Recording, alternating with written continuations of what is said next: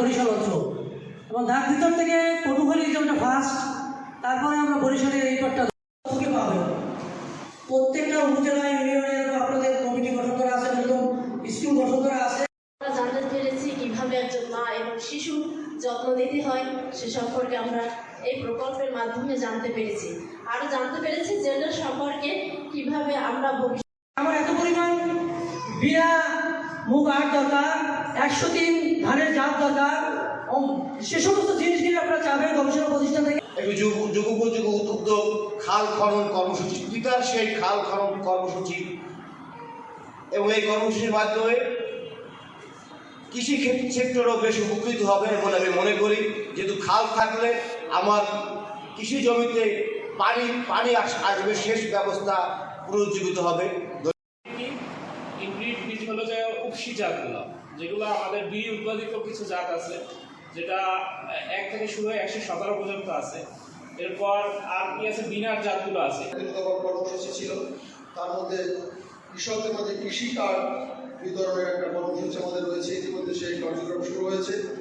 পিরোজপুর জেলার নেসারবন্দ উপজেলা এটি উদ্বোধন করেছেন আমাদের, দিয়ে একটি কার্ড তৈরি করে দেওয়া হবে। ওনারা সমস্ত ডাটা থাকবে, ওনার পরিবার থেকে শুরু করে ওনার কৃষি জমির পরিমাণ, স্থান, সব কিছু। যে কার্ডটি দেখিয়ে আপনি যে কোনো ব্যাংক থেকে সহজ শর্তে ঋণ নিতে পারবেন, যে সুবিধাগুলো সরকার দেবে সেই সুবিধা।